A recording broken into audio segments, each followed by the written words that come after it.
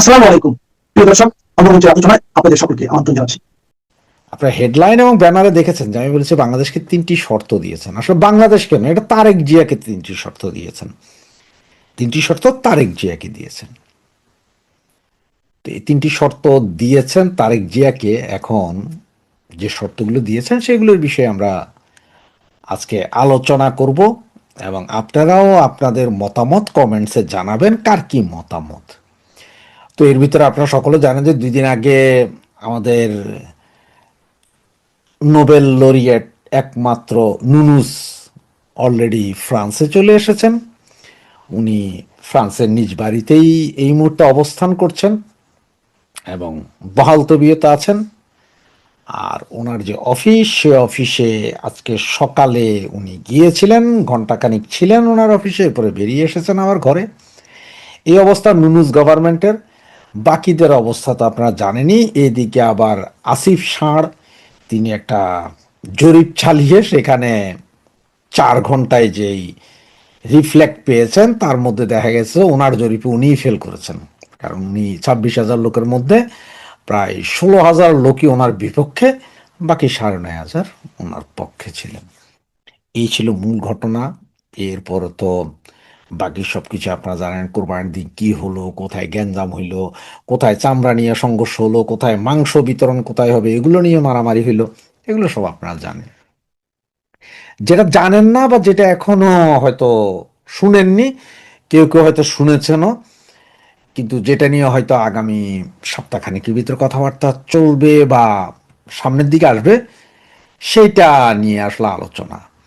আপনারা এর ভিতরে একটা জিনিস জানেন যে বাংলাদেশের পাসপোর্টে আবার অ্যাকসেপ্ট ইসরায়েল, মানে পৃথিবীর সব দেশে এই পাসপোর্ট বৈধ, অ্যাকসেপ্ট ইসরায়েল মানে ইসরায়েল যেতে পারবেন না বা ভিসা নিতে পারবেন না, এই ধরনের একটা নিয়ম চালু করার জন্য অলরেডি পাসপোর্ট নতুন করে সরকার সিদ্ধান্ত নিয়েছেন। তো এটা হচ্ছে ধান্দাবাজি। কারণ হচ্ছে যে আপনারা বলি যে ইসরায়েল, অ্যাকসেপ্ট ইসরায়েল থাকুক চাই না থাকুক, ইসরায়েল কিন্তু বাঙালিরে ভিসা দিবে না, দেয়ও না। বাংলাদেশের সাথে কূটনীতিক সম্পর্কই নেই, সুতরাং ভিসা দেয় না। কোথাও থেকে গেলে পৃথিবীর কোনো দেশ থেকে চেষ্টা করলো ভিসা দেয় না। সেটার প্রমাণ আমি নিজে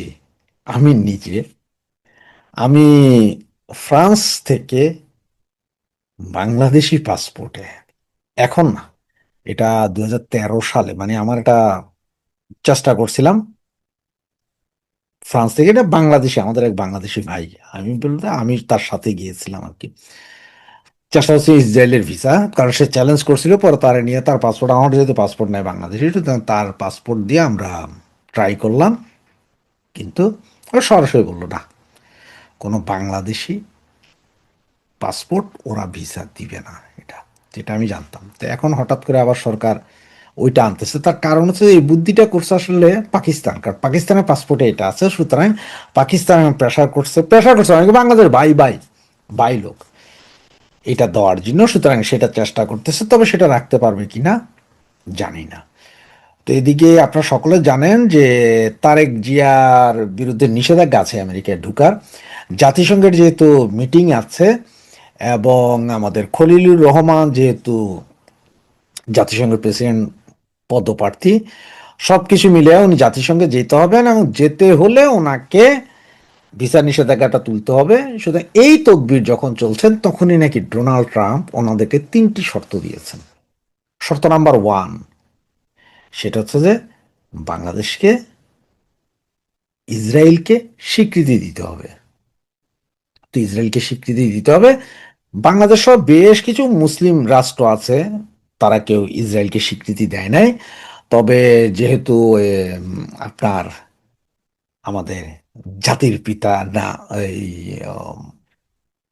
মানুষের পিতা ইব্রাহিম, মুসলিম জাতির পিতা ইব্রাহিম বইলা যে একটা ইব্রাহিম চুক্তি আছে, আমেরিকা যেটা বানাইছিল 2022 কি 23 সালের সম্ভবত, বা তারও পরে বা আগে, ওই চুক্তি অনুযায়ী সকলকে ওই চুক্তিতে সিগনেচার করতে হবে, সেখানে বাংলাদেশকেও করতে হবে।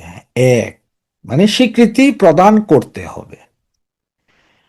দ্বিতীয় যেটা, যদি স্বীকৃতি না দাও, বাংলাদেশ যদি স্বীকৃতি না দাও তাইলে ওনাদের সামনে দুইটা পথ খোলা আছে। একটা হচ্ছে বৃহত্তর চট্টগ্রামের পুরো অংশটাকেই ওই যে চুক্তি হয়েছে একটা, এই চুক্তির আওতায় মানে ওদের নৌঘাঁটি করবে চট্টগ্রাম বন্দরে, সরাসরি চট্টগ্রাম বন্দরে ওদের নৌঘাঁটি বা নৌজাহাজ থাকবে।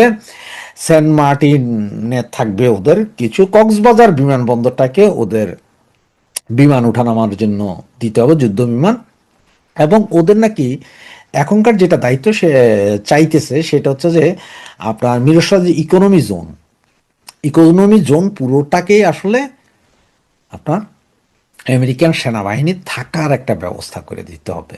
এই যদি আপনি কি না দেন, ইসরায়েলকে স্বীকৃতি না দেন, এবং সেকেন্ড চুক্তি যেটা সেটা হচ্ছে যে আপনার করিডোর দিতে হবে।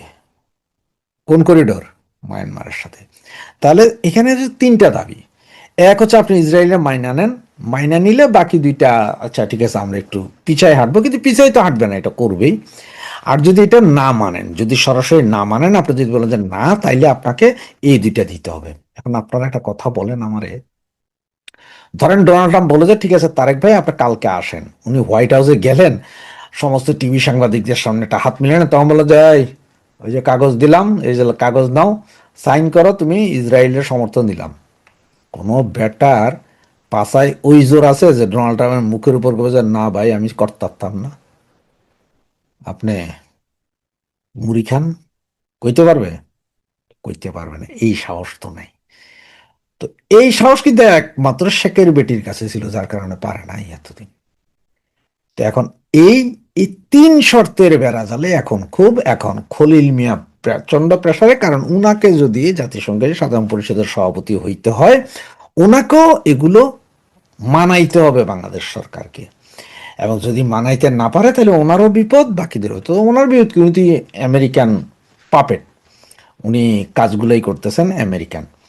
তা পাকিস্তান, যেটা পাকিস্তানের ভাই বাংলাদেশ, সুতরাং অ্যাকসেপ্ট বাংলাদেশ লিখে একটু তা মূল ঘটনা হচ্ছে যে অ্যাকসেপ্ট বাংলাদেশ করব এটা যেটা করতে, এটা ধান্দা, বললাম না যে হয়তো করবে, পাসপোর্টের নামে কিছু পয়সা করে নিবে, নিয়া বাজেট হবে, নতুন পাসপোর্ট হবে, এরপরে আমেরিকার পুনরাইজে যায় আবার এটা বাদ দিবে, বিশাল একটা লুটমাট চলবে। আর এর যে প্রেশার সেটা আপনারা একটু বুঝতে পারবেন।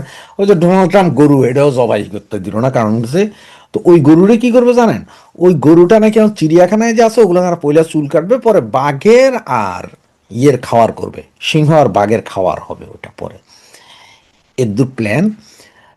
আর এদিকে পুরো বৃহত্তর চট্টগ্রামটা যে চাচ্ছে তার একটা জিনিস হয়তো আপনারা মিলাইতে পারেন। একটা জিনিস দেখেন, বাংলাদেশে কোথায় ছাত্রলীগ মিছিল করবে, কোথায় কি করবে, এটা গোয়েন্দা তৎপরতা, গোয়েন্দা রিপোর্ট পাওয়া যায়, ধাই ধাই ধরে ফেলায়, মিছিলের আগেই ধরে ফেলায়। আর এই জায়গায় ওই যে জঙ্গল সলিমপুরে পুরা রাস্তা কাইটটা দিয়া, বুলডেজার দিয়া আপনার কি বলে র্যাবের দপ্তর ভাঙে দিছে বুলডেজার দিয়া, এটা নাকি ওনারা জানে না। AK-47 দিয়া 1 ঘন্টা গোলা তো গুলি করছে ওরা, র্যাব তার গুলি করতে পারে না, এটাই এরা নাকি জানে না। তো এগুলো সব হচ্ছে যে আমেরিকার মূলত একটা চাল, যে এমন একটা পরিস্থিতি এই মুহূর্তে কইরা দিবে যাতে সরকার বাধ্য হয়ে জায়গা দিতে। কারণ সরকার তো চুক্তিভিত্তিক সরকার, উনি আসছেন, উনি এগুলো করতে হবেন। এখন সরকার হয়তো বলতে পারেন যে আমরা ইসরায়েলকে যদি সমর্থন দেই তাহলে বাংলাদেশের এই জঙ্গি মুসলমানরা হয়তো খেপা যাবে, এরা হরতাল মিছিল মিটিং চালায়া যাবে, এটা সমস্যা, তার চেয়ে আপনি চট্টগ্রাম বন্দর ব্যবহার করেন, এইখানে ক্যাম্প করেন, করিডোর করেন, কোনো সমস্যা নাই। এইগুলো এক। আর এখন ঘটনা যে জামাত এবং বিএনপি সবাই জানতো কি কি চুক্তি, সুতরাং এরা একটা প্যাচে আছে। আর ওই যে জিসু মিয়া আরো কি কি চুক্তি, এগুলো তো কইরেই ফেলবে সরকার এই হয়তো আগামী 10-15 দিনের ভিতরে। তবে আপনারা এই যে বললাম যে ইসরায়েলের সিগনেচার, এইটা হয়তো কাল পরশু না শুনলেও 1 মাস ওয়েট করেন, 2 মাস ওয়েট করেন, বা 3 মাসের ভিতরে মানে এইটা আপনার শুনবেনই। এটা আপনার শুনবেনই, কারণ হচ্ছে নোবেল প্রাইজ দিবে সম্ভবত আগস্ট, সেপ্টেম্বর বা অক্টোবরের দিকে। এইটার আগেই সমস্ত মুসলিম দিলে দিয়া চুক্তিটা করাইয়া ছাড়বে ডোনাল্ড ট্রাম্প, এবং যেটার প্রেশার বাংলাদেশের উপরে যাবে, এবং বাংলাদেশ সরকার কইরাও ফেলতে, কেন এত ওনার তো আসছেনি সিগনেচার দিয়ে যে স্যার আমরা এই চুক্তি তো 3টা চুক্তি তো বুঝলেন। প্রথম চুক্তি, ইসরায়েলকে সমর্থন দিতে হবে রাষ্ট্র হিসেবে। দ্বিতীয়, যদি এটা না দাও তাহলে সেকেন্ড চুক্তি হচ্ছে যে তোমার চট্টগ্রাম বন্দর সহ বৃহত্তর চট্টগ্রামে ক্যাম্প, বিমান ঘাঁটি এগুলো সব করতে দিতে হবে। এবং তৃতীয় হচ্ছে যে আপনার করিডোর, যেটা কথা হয়েছে, যেটা চুক্তি হয়ে গেছে আগে, ওইটার এবার পরিকল্পনা সহ বাকি কাজ বাংলাদেশ সরকারকে করতে হবে। এই হচ্ছে যে বর্তমান পরিস্থিতি। এখন আমরা দেখতে থাকি যে মানে কোনটা কোথায় যায়। এবং যেটা আপনাদের প্রমাণ হিসেবে যেটা বললাম যে জঙ্গল সলিমপুরের এটা আপনার জাস্ট একটু মিলাই নেন আমার কথার সাথে। আপনার যদি বিশ্বাস নাও হয় তারপর আপনি নিজে নিজে মিলান। কারণ বাংলাদেশে যারা আমার ভিডিও দেখেন, আমি মনে করি যে ওনারা আমার চেয়ে অনেক বেশি ভালো বুঝেন, জিও পলিটিক্স ভালো বুঝেন। সুতরাং আমার চিন্তা এইভাবে, আপনারা একটু হিসাবগুলো মিলান দেখেন। তা নাহলে এমন কি প্রেশার ছিল যে এই ডোনাল্ড ট্রাম্পও জবাই করতে দিল না। নেইমার, তারপরে কুদ্দুস মুদ্দুস কত রকম পাড়োয়ারি মাড়োয়ারি রেখেও গরু জবাই দিল না। ডোনাল্ড ট্রাম্প রাখছে আর কি, গরু এই গরু জবাই দিলে কি ক্ষতি হয়। তো এগুলো সব যদি আপনি একটা একটা করে ডট মিলান, ডটগুলো যদি মিলান, তাহলে আমার মনে হয় আপনার মাথায় ঢুকবে যে কোথায় কি চলছে, কোথায় কি হবে।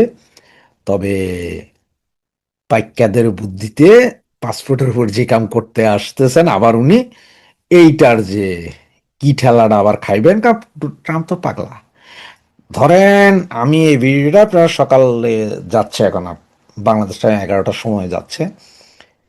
ধরেন এই সময় আপনি 11টার সময় ভিডিও দেখলেন, আর 2-3 ঘন্টা পর ট্রুথ সোশ্যালে দেখলেন যে ডোনাল্ড ট্রাম্প লেখা দিছে যে এই সবাই ইসরায়েলকে সমর্থন করো এবং ওই যে জাতির পিতা ইব্রাহিম দলিলে সাইন করো, নাইলে দিতাছি।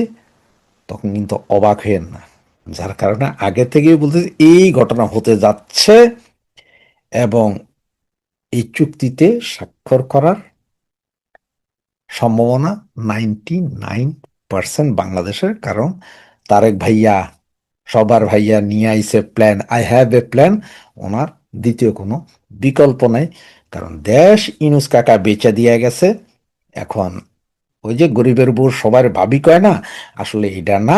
আমাদের অবস্থা হচ্ছে যে ওই যে ধর্ষিতা নারী ধর্ষণের প্রমাণ করতে, যেমন ওই যে আমাকে কোরআন হাদিসে আছে 4জন প্রাপ্তবয়স্ক পুরুষ লাগবো যারা সাক্ষী দিব, হ হ হ এবারা ধর্ষণ করছে। ওই রকম অবস্থা যে আমরা ধর্ষণ হব, ধর্ষণ হচ্ছি, ধর্ষণ হইতে থাকিব। দেখতে থাকুন, বাকি আবার আসবো। জয় বাংলা, জয় বঙ্গবন্ধু।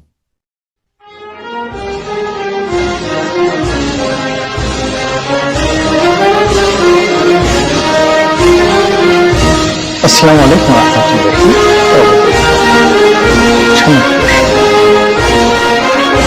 প্রধানমন্ত্রী তারেক রহমান সাহেবের শিক্ষা এবং দীক্ষা, এই দুটো বিষয় নিয়ে ভীষণ রকম বিতর্ক হচ্ছে।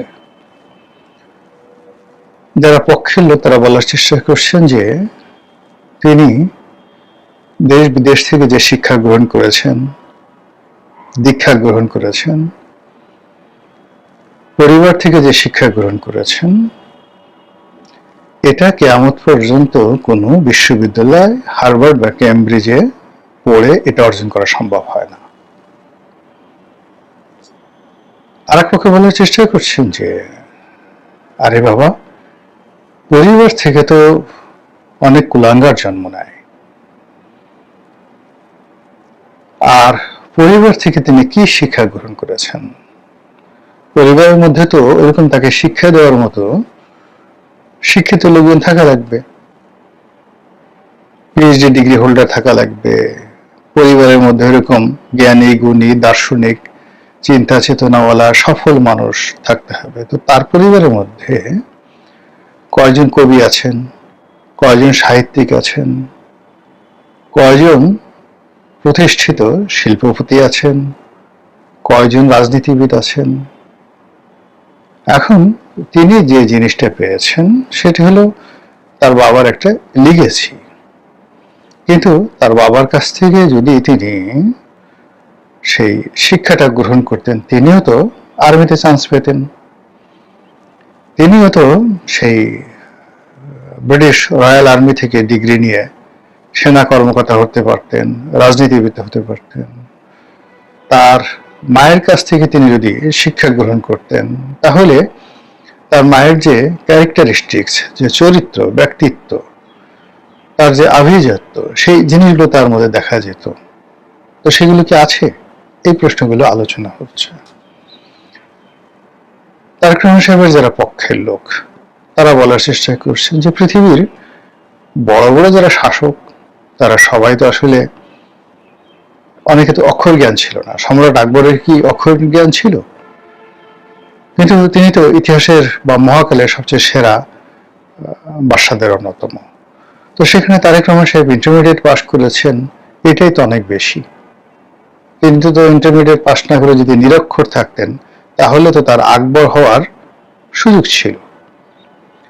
কিন্তু আমাদের এই বাংলাদেশে তো বহু মানুষ যারা এমএ পাশ করেছেন, তারপরে দেশ দুনিয়া ভেজে ভেজে খেয়েছেন, তারা তো মানে একেবারে গোল্লা শুট খেয়ে এইরকম ইন্টারমিডিয়েট পাস তারেক রহমান সাহেবের পায়ের কাছে শুয়ে তার জুতা চাটার জন্য অতীত যেভাবে চেটেছেন, এখনো চাটছেন। কত বড় বড় জেনারেল, কত বড় বড় মন্ত্রী, কত বড় বড় আমলা কামলা রাজনীতিবিদ কে না তারেক রহমান সাহেবের হাতে পায়ে না ধরেছে। তারেক রহমান সাহেব এতটা ভদ্র, এতটা নম্র, তিনি তো আমরা জানি, কিন্তু তিনি কখনো সেই কথা কারো কাছে বলেননি। এটা তার একটা পারিবারিক শিক্ষা। তো কাজে এটাকে আপনি কিভাবে দেখেন? এই যে আওয়ামী লীগ সরকার এত চেষ্টা করলো, তারা কি তারেক রহমান সাহেবের বিরুদ্ধে এরকম কোনো দুর্নীতির সুনির্দিষ্ট প্রমাণ আনতে পেরেছে? এই যে এত খাম্বা, এত হাম্বা, এত কিছু করলো, আচ্ছা এই ব্যবসার সঙ্গে তারেক রহমানের কোনো মালিকানা আছে, কোনো কিছু আছে, কোনো কিছুতে তারা খুঁজে পায়নি। তো এখন এই ধরনের কথাবার্তা কেন বলে? পৃথিবীতে দুটো জিনিস গোপন রাখা যায় না। কারো যদি খুব টাকা থাকে, এটা গোপন রাখা যায় না। আর কেউ যদি প্রেমে পড়ে, এটা গোপন রাখা যায় না। তো এখন তারেক রহমান সাহেব, তার যে টাকা আছে, তার প্যান্টের দিকে তাকায় দেখেন, জুতোর দিকে তাকিয়ে দেখেন, শার্টের দিকে তাকিয়ে দেখেন, এগুলো মানে একজন টাকাওয়ালা মানুষের এরকম চরিত্র থাকে না। তার স্ত্রীর পোশাক দেখেন, তার সন্তানদের পোশাক দেখেন। আর অন্যান্য যারা ধনী আমাদের দেশে, সেটা অবৈধভাবে হোক বৈধভাবে হোক, টাকা আছে, তাদের পোশাক আশাক দেখেন, ছেলে মেয়েদের দিকে তাকায় দেখেন, ভাবসাবই আলাদা, সে অন্যরকম। তো সেটা নাই। এরকম একজন মানুষ রাষ্ট্র ক্ষমতায় এসছে, এটা তো আমাদের জন্য সৌভাগ্যের বিষয়। আর প্রতিপক্ষে যারা লোকজন আছে, তারা বললেন আরে বাদ দাও এই সমস্ত জিনিস, ঘুঘু ঘুঘু ঘুঘু, তার এক দাঁতের বুদ্ধি, তার এক নখের পরিমাণ চালাকি এখনো তোমরা অর্জন করতে পারোনি। দিদার সে বড় বড় জিনিস, সে কাঁচামরিচ আর লবণ দিয়ে আম যেভাবে মাখিয়ে মাখিয়ে মানুষ খেয়ে ফেলে, জাম যেভাবে ঝাঁকিয়ে ঝাঁকিয়ে, তারপর সে জাম, আমরা বলি জামের ঝামা, তারপর যখন মানুষ টুস টুস করে জাম খায়, ওভাবে তারেক রহমান সাহেব যত রকম জিনিস আছে তিনি খেয়ে হজম করে বড় বড় ঢেকুর তুলতেছেন। আর তোমরা বলতেছো সুবহান আল্লাহ, সুবহান আল্লাহ, সুবহান আল্লাহ। তো এই যে মানুষের যে আলোচনা বিতর্ক, এই যা কিছু হচ্ছে, এটা মূলত উনি ঢাকা বিশ্ববিদ্যালয়ে একটা অনুষ্ঠানে গেলেন এরপর থেকেই। আর এই সকল আলোচনা যে একেবারে ছিল না তা নয়, এই সকল আলোচনা ছিল একেবারে ক্ষীণ ক্ষীণ। মাঝে মধ্যে শেখ হাসিনা তার জমানাতে গালাগাল দিতেন।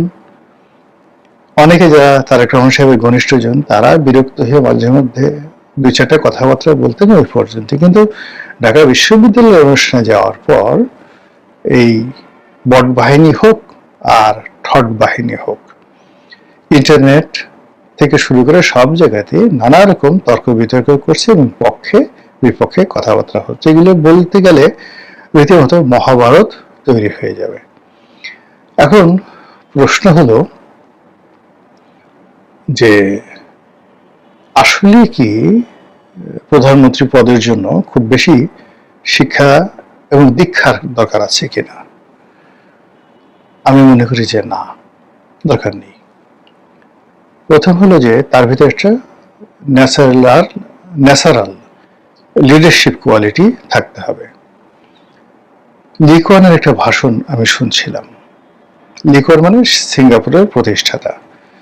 আপনারা জানেন he was one of the greatest man in this century. এই শতাব্দীর সবচেয়ে সেরা এবং সফল একজন রাজনীতিবিদ। তো তিনি রাজনীতিবিদদের 1 নম্বর চরিত্র বলেছেন যে ও জন্ম নেবে একজন নেতা হিসেবে। জন্মের পর থেকে সে তার ভালো খাবারটি, ভালো জিনিসটি বন্ধু বান্ধবকে দেবে, মানুষের সংস্পর্শ তার ভালো লাগবে এবং সবসময় সে জনগণের মধ্যে মিশে থাকার চেষ্টা করবে। এই অভ্যাস যদি তার থাকে, তার আর কোনো যোগ্যতা থাকার দরকার নেই, এর জন্য দরকার একটা হৃদয়। তো কাজী তারেক রহমান সাহেবের এই যোগ্যতা আছেন কিনা তার একান্ত আপনজন, ময় মুরব্বী, পরিবারে যারা লোকজন আছেন তারা বলতে পারবেন যে জন্মের পরে তিনি তার বাড়ির লোকজন, তিনি তার পাড়া প্রতিবেশী, বন্ধু বান্ধব, আত্মীয় স্বজন, তাদের জন্য আসলে তিনি কি করেছেন। তার যখন কিছু ছিল না তখন তিনি কি করেছেন। বাবার পকেটের 100 টাকা নিয়ে, এমনকি চুরি করে, সে কি কোনো কল্যাণকর কাজ করেছেন, মানুষের উপকার করেছেন? তাহলে তার মধ্যে নেতৃত্বের গুণাবলী আছে। যদি এটা থাকে তাহলে তার আর কিচ্ছু দরকার নাই। আর যদি এটা না থাকে, কোনো অবস্থাতেই সে কিয়ামত পর্যন্ত চেষ্টা করলেও সে নেতা হতে পারবেন না, প্রধানমন্ত্রী হতে পারবেন না, শুধু পদটা আর চেয়ারটা ধরে রাখতে পারবেন। আর বাকি যত লোকজন আছে তালি বাজালো, যা কিছু করলো, কিন্তু দিন শেষে মোহাম্মদ বিন তুগলকের মতো তুগলকি কাণ্ড ঘটতে থাকবে। তো কাজেই তার যদি নেতৃত্বের গুণাবলী থাকে তাহলে তিনি পারবেন। তার আর কোনো এডুকেশন, বংশ মর্যাদা, কোনো কিছু দরকার নেই, এটা থাকলে হয়ে যায়। আমরা যেমন লি কুয়ানের বাপের নাম জিজ্ঞাসা করি না, তারপর জুলিয়াস সিজারের বাপের নাম কি আমরা জানি না, নেপোলিয়ন বোনাপার্টের বাবার নাম কখনো আমাদের জানার দরকার হয় না, আলেকজান্ডারের বাবার নাম আমরা জানি ইতিহাসের কারণে, কিন্তু আরো বড় বড় যে সকল মহান ব্যক্তি রয়েছেন, চে গুয়েভারের বাবার নাম আপনি জানেন? ফিদেল ক্যাস্ট্রোর বাবার নাম জানেন? নেলসন ম্যান্ডেলার বাবার নাম জানেন? ইয়াসির আরাফাতের বাবার নাম জানেন? আমরা জানি না। এরকম মহাত্মা গান্ধীর বাবার নাম জানেন? জানেন না। আবুল কালাম আজাদের বাবার নাম আমি জানি না, মাওলানা আবুল কালাম আজাদের বাবার নাম জানি না। তো যখনই কাউকে বাবার নাম বা মায়ের নাম দিয়ে অমুক ইবনে অমুক, ফলানা ইবনে ফলানা আরবিতে বলা হয়, অমুক ইবনে অমুক, তমুক ইবনে তমুক, ইট মিনস তার যোগ্যতা এক ধাপ নিচে নেমে গেল। তারেক রহমান সাহেবের ভিতরে একটা জিনিস আমার খুব ভালো লাগছে, যেটি শেখ হাসিনার মধ্যে ছিল না। তিনি প্রায় সব ক্ষেত্রেই তার পিতার পরিচয় বহন করতেন, শেখ পরিবারের সেই শেখ শব্দটি ব্যবহার করতেন এবং এটা নিয়ে তার পরিবারের মধ্যে বিরোধ ছিল। তো সেই দিক থেকে তারেক রহমান সাহেবের এই পারিবারিক কোনো শেখ, সৈয়দ, মুঘল, পাঠান এই শব্দগুলো নেই। দ্বিতীয়ত হলো যে কখনোই তিনি আমি বেগম জিয়ার পুত্র বা জিয়াউর রহমান সাহেবের আমি পুত্র এই ধরনের আমিত্ব তার মধ্যে আমি দেখিনি। তৃতীয়ত তার শ্বশুরও ভালো পরিবারের সন্তান, তার দাদারও একটা পরিচয় আছে। তা আমরা যেমন, আমি নিজেও দেখা গেল যে অনেক সময় কথা বলতে গিয়ে নিজের অজান্তে দাদার নাম, মামার নাম, খালুর নাম, এবং তারা হয়তো অনেকে দূর সম্পর্কের, একেবারে কাছে না, কোনো মতে একটু রক্তের সাথে আমার আত্মীয়তা আছে, ব্রিটিশ জামানাতে হয়তো একটা ভালো পদ পদবি ছিল, তো সেটা আমি বলি, সেটা আমি বলে ফেলি নিজের অজান্তে। আমি বহুবার চেষ্টা করেছি যে আমি কথাগুলো বলবো না, এর কারণ হলো যে সেই ব্রিটিশ আমলে আমার কোন আত্মীয় ছিল সেটা তো মানুষ জানেও না, আমি না আমার মুখে শুনে তারা হয়তো নাম জানতেছে, কিন্তু সবাই তো ধরেই নিচ্ছে যে গোলাম মোল্লা রনি একটা এই পজিশনে আছে, পরিচিত একটা ব্যক্তি, আমার কি দরকার, কিন্তু মানে নিজের অজান্তে এই জিনিসগুলো বের হয়ে যায়। তো সেই দিক থেকে দেখেন আমার যে দুর্বলতা, সেই দুর্বলতা তারেক রহমান সাহেবের নেই। তারও হয়তো খুঁজলে তার শ্বশুরের নাম সে বলতে পারতো, তার চাচা শ্বশুরের নাম বলতে পারতো, তার সেই দাদার নাম তিনি বলতে পারতেন, আরো অনেক কিছু, কিন্তু সেই জিনিসগুলো তিনি বলছেন না। It's a good sign. তো সব মিলিয়ে হয় কি, ভালো মন্দ মানে সে যে শেষের কবিতা আমারে যে দেখিবারে পায়, হ্যাঁ, তো ভালো মন্দ মিলায় সকলেই। এখন আমরা একজন নেতা পেয়েছি, একজন নেতা এসছেন, তিনি আমাদের সমাজে বেশ পরিচিত। তারপর তিনি তো এখন 62 বছর বয়স। যেদিন থেকে রাজনীতিতে আসছেন সেই তারও আগের থেকে, অর্থাৎ আমরা 87-88 সন থেকে তারেক রহমান সাহেবের নাম শুনে আসছি। 91 থেকে হালকাভাবে দেখেছি, 2001 সনে একেবারে পরিপূর্ণভাবে দেখেছি। ফলে তিনি যা আছেন তাই তো আছেন। তার লেখাপড়া যদি ইন্টারমিডিয়েট ধরেন, ইন্টারমিডিয়েট, যদি বলেন যে ম্যাট্রিক ফেল করছে, তাও ম্যাট্রিক ফেল করছে, অসুবিধাটা কি? তো বাংলাদেশে তো ডক্টর মোহাম্মদ ইউনূসের মতো লোক, আলী রিয়াজের মতো লোক, এরা তো পাস বাদ রাখে নাই। ফং ফং পাস ছাড়া আর চাঁদের দেশে গিয়ে একটা পিএইচডি ডিগ্রি আনা ছাড়া মোটামুটি ডক্টর মোহাম্মদ ইউনূসের ক্যাবিনেটে এই দুনিয়ার যত ডিগ্রিধারী লোক আছে, কেউ মুখ বাঁকা করে ইংরেজি বলেন, কেউ ঘাড় বাঁকা করে চলাচল করেন, কেউ পাছা দুলিয়ে দুলিয়ে সেই ঘোড়া যেভাবে চলে ওইভাবে মানে নিজের বুদ্ধি যে সব পাছার উপরে এসে গেছে, নিতম্বের উপরে বুদ্ধি থক থক থক থক করে, এরকম লোক নিয়েও তো তিনি একটা ক্যাবিনেট গঠন করেছেন। বড় বড় বুদ্ধিজীবী, বিশাল পেট, বিশাল গলা, বিশাল টাক দেখলে মনে হয় যে আরে বাবা রে বাবা, এত সুন্দর মানুষের টাক হতে পারে। এরকম বড় বড় অর্থনীতিবিদদেরকে নিয়েও তিনি ব্যাংকগুলোকে ডুবাই গেছেন ডক্টর মোহাম্মদ ইউনূস। এবং সেই যোগ্যতা নিয়ে, নোবেল পুরস্কার নিয়ে, সবকিছু নিয়ে তারেক রহমান সাহেবের জন্য একটা ট্রফি তৈরি করে সেই ট্রফিটা লন্ডনে তার হাতে অর্পণ করে দিয়ে, বাবারে আমাকে বাঁচান। তাহলে এখানে বিদ্যার কি লাভ হলো? বুদ্ধির বা কি লাভ হলো? কানেক্টিভিটির কি লাভ হলো? এই যে একটা তারেক রহমান, তিনি সেই সব আগের কথা বাদ দেন, যদি আমরা 2001 থেকে আজকের দিন পর্যন্ত ধরে 28 বছর ধরে তিনি ন্যাশনাল পলিটিক্সে তিনি আসলে কিং মেকার। তো সেই কিং মেকার যে মানুষটি আমরা দেখে আসছি, তো এই সময়ের মধ্যে তো আমার অনেকে কুতুবে রব্বানি, হ্যাঁ, তালেবানি কুরকুরানি, হ্যাঁ, জালেবানি ফুরফুরানি, আমরা জান্নাতের টিকিট থেকে শুরু করে সেই কি বলবো, তেল ছাড়া বাবা ভান্ডারি, তেল ছাড়া চলে না রেলগাড়ি, কত কিছু, দেওয়ানবাগি, অমুক বাগি। আমাদের তো অলি আল্লাহ গাউস কুতুবের অভাব ছিল না। আমাদের তো মানে জ্ঞানী গুণী দার্শনিক পণ্ডিত ব্যক্তি, প্রফেসরদের অভাব ছিল না, যাদের মানে যারা অক্সফোর্ডে পড়ায়, ক্যামব্রিজে পড়ায়, এই সমস্ত লোক। তো এত কিছু থাকা সত্ত্বেও আমরা কেন বারবার বিএনপির কাছে মরতে গেলাম? কেন আমরা বারবার তারেক রহমান সাহেবের গাড়ির সামনে দৌড়াচ্ছি? গাড়ির নিচে পড়ার জন্য আমরা পাল্লা দিচ্ছি যে চাকা, গাড়ি আসো আসো আসো, আমাকে একটা চাপা দাও। আমি এটা চাপা দিলে আমার ঠ্যাং ভেঙে গেলে লোকজন বলবে যে না, বাঘের বাচ্চার মতো একটা কাজ করেছ। তো এই কাজগুলো আমরা কেন করছি? ইট মিনস যে he has a magnetic power, he has a leadership quality, he has something which we don't have. আমাদের সেটা নেই, আর না থাকার কারণে আমরা ভিক্ষুকের মতো তার কাছে যাচ্ছি। আবার সোসা লোভীর মতো আমরা জিহ্বা তার জন্য বের করে রাখছি। আবার আমাকে কেন ডাকে না, আমাকে কেন বলে না, এই জন্য অভিমান করে আমি যা মুখে তাই বলছি।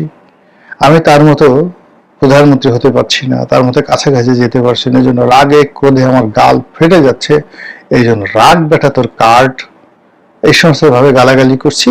আর আমার যত বট বাহিনী আছে, ইউটিউবার আছে, ফেসবুকার আছে, তাদেরকে বলে দিচ্ছি চালাও, গালি চালাও। আগে বলো না গুলি চালাও, এখন গালি চালাও, ন্যাংটা করে দাও, উলঙ্গ করে দাও, বিনিময়ে টাকা নাও। তো এই অবস্থায় যে বিতর্ক চলছে, সেই বিতর্কে বিএনপি কি লজ্জিত, ক্ষুব্ধ নাকি গর্বিত, এটা বিএনপির লোকজন ভালো বলতে পারবেন। মহান আল্লাহ আমাদের সবাইকে হেদায়েত দান করুন, হেফাজত করুন। আসসালামু আলাইকুম ওয়া রাহমাতুল্লাহি ওয়া বারাকাতুহু।